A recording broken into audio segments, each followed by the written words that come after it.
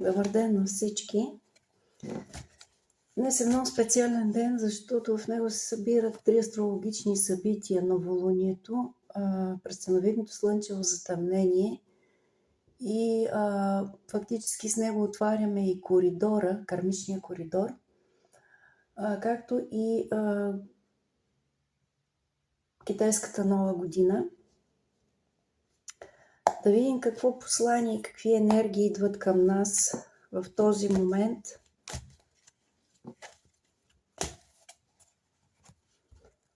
И така.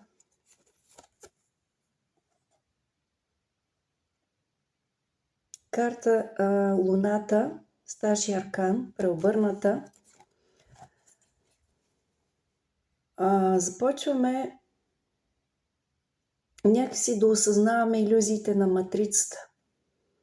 Че тя ни държи в стагнация, че тя ни блокира, че тя ни използва, че тя ни кара да бъдем зависими, да носим маски, да ни унищожава, ако щете. Още по-силни думи. Но в същото време се явява и една възможност с този коридор. Този коридор, отваряйки се, ни дава един шанс за промяна. Отварят се много финни такива нови възможности, които ще бъдат заложени в развитието на човечеството за 60 години напред в родовата система, във вашия живот, ако щете.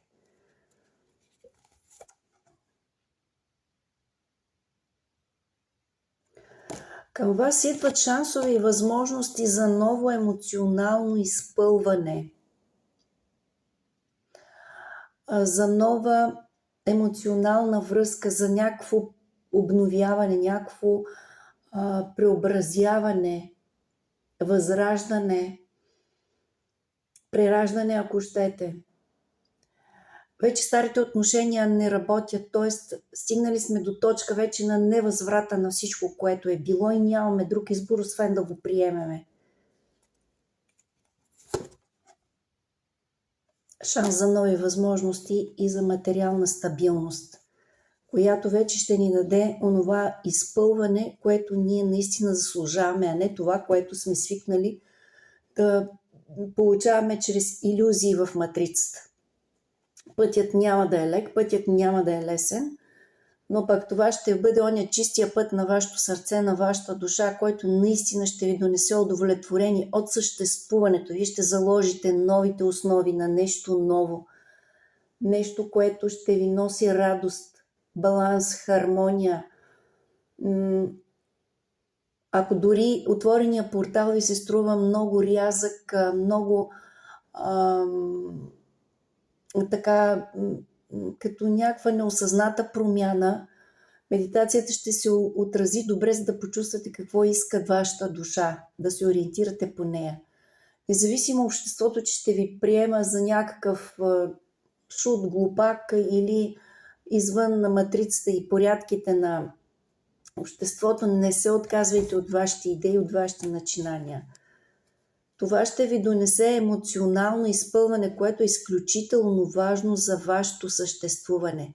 То ще ви носи радост, то ще ви носи нещо наистина хубаво и ще ви донесе своите плодове, независимо в какъв период от време, но това е пътя. Тук сте стигнали до един кръстопът. Не може вече по стария начин, не може в старата система, не може по старите правила вече да се играе, да се съществува. Идва нещо ново и то се влива във вашия живот. Паш на купите, към вас се приближава емоционален човек, който може да ви предложи нещо, който може да ви промени съзнанието, осъзнатостта, принципите, ценностите, търсенията ви в живота. Тук изтеглям 2 карти. Седмица Пентакли и умереност, старши аркан. Седмица Пентакли показва, аз от една страна ще го прочета като илюзиите на матрицата, но и като нови възможности за творчество, вдъхновение, себеизразяване. нещо, което до сега не сте го правили, но което е дремело във вас и което искате да му намерите някаква форма, някакъв материален образ, облик. И поумереността означава, че лекичко, тихичко ще започват да се прокрадват тези първи стъпки, от които не трябва да се отказвате. Казвам, това е портал, който се отваря за 60 години напред, а може би и за поколения след вас. За това, защото вашите деца, вашите внуци ще приемат това новото, което идва. Вие ще им внесете тая промяна чрез подсказванията на вашите предци и чрез кризите, които настъпват в материалното общество и са необратими. Кризи, които чупят матрицата, кризи, които ще се задълбочават в финансов план, няма да носят удовлетворение. Хората ще бъдат използвани за целите на матрицата. Ако вие искате да бъдете част от плана на някой да ви използва, може да останете в това състояние. Може да ви се разкрие потенциала на кралицата на жезлите, жена много харизматична, огнена, с специално присъствие в живота на някого, което ще ви донесе само за вас благополучие, бих казала, просперитет, уважение, признание. Петицата на мечовете показва, че недоброжелатели винаги ще имате, конкуренти винаги ще имате. Те си играят своята роля, колкото да ви слагат там някакви препятствия по пътя, но аз мисля, че щом сте достигнали до този етап, то вече няма връщане назад и никой не би могъл да ви спре. И тази енергия ви носи и изпълване с материалната енергия, с достатъка, с изобилието, с щастието, с процъфтяването, с вдъхновението, с радостта от живота, с признанието на това, което сте и което носите. Осмица купи показва, че това са също така енергии на закриване на всичко старо, това, което е отживяло, което вече няма място в живота ви. Ако емоционирате, то е защото не може да го отпуснете. Това е нещо нормално. Но промените ще се случват, ако искате с лекота да ги приемете и да се пренастроите. Това е най-добрият вариант. Ако не искате, ще ви принуждават висшите сили с уроци. И паш на жезлите показва, че има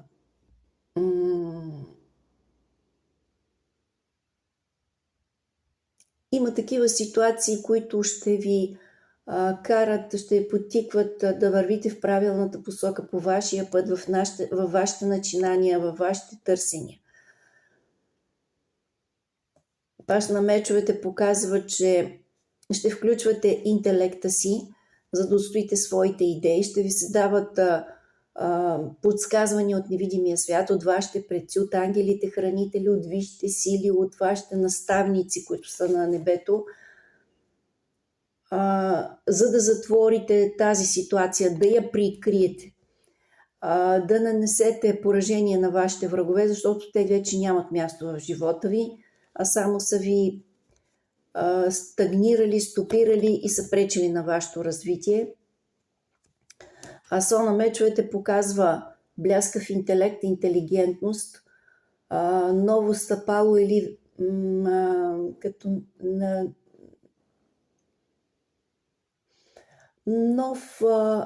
нова степен, нова витка от спиралата на вашето развитие.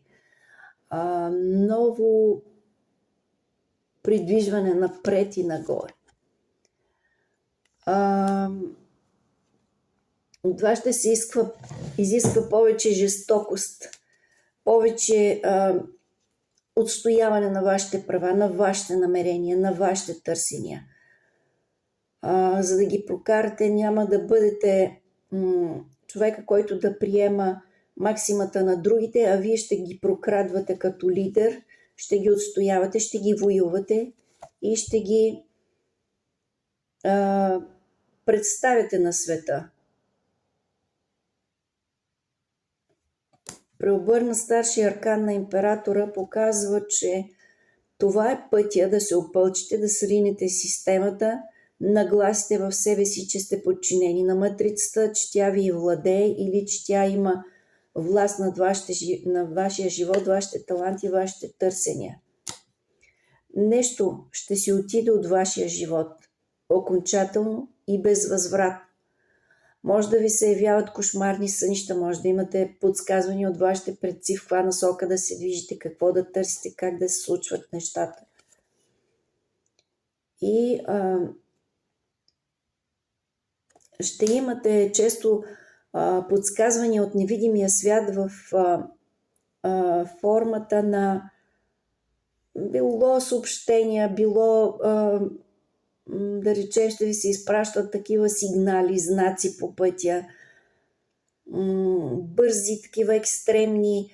Знаете, че това е годината на огнения конь, който просто няма да ви остави на мира. Много бързо ще се случват промените, много бързо ще ви се дава тази огнена енергия как трябва да направите, в каква степен, кого да отстраните от живота си, какви да са вашите принципи и идеали, с които да се заложите в новото начинание, което ще ви донесе материален просперитет и ще ви превърне в господар на положението, в господар на вашия живот, господар на вашата съдба. В това да установите нови рамки, правила, модели на поведение и нови качества на вашата родова система, ако щете. Пред вас ще се яви изборът с мъж харизматичен, който ще влезе в живота ви с някаква мисия. Пред вас ще се отвори света, някаква популярност и известност. Това, което правите, да стане достояние до много хора по света. Да им отворите очите, да ги водите с вашите начинания, с вашите нови проекти. Всичко това може да доведе до една стабилна дружба, стабилен брак, стабилни отношения, създаване на семейство от нов тип, на новите души. Тези, които се намират по идеи, по предназначение и мисия на новото време. Вие ще бъдете майстор в това, което правите. Ще имате почет, ще имате уважението, признанието, ще имате признателността и ще се явявате лидер, новатор и човек с такова предназначение, което едва ли не ще потиква и другите хора към подобен тип действия, подобен род дейности, да се промени изобщо енергията на Земята. Разбирате, че с слънчевото затъмнение, с новолунието, пръстеновидното слънчево затъмнение, годината на огнения конь, идват такъв тип нови енергии на Земята, които запускат процеси, такива високочастотни енергии идват към Земята, които не могат да ви оставят да останете равнодушни, стагниращи, гниещи и да останете на това ниво, на което сте за момент. Явява се един мощен огнен импулс, който просто ще събужда съзнанието на хората по всички части на Земята. Няма да останат нещата в матрицата така, не може да продължава така, няма да бъде така. Както и княз Пентакли, вашето ново начинание ще ви носи първоначално някакви минимални финансови постъпления, след това вече ще намерите начина, формата, интензитета да ги получавате, като във ваше лице вижте сили, вашите космически наставници ще ви подпомагат да бъдете проводник на любовта, на творчеството, на вдъхновението, на светлината, на новото начало във всичките му проявления.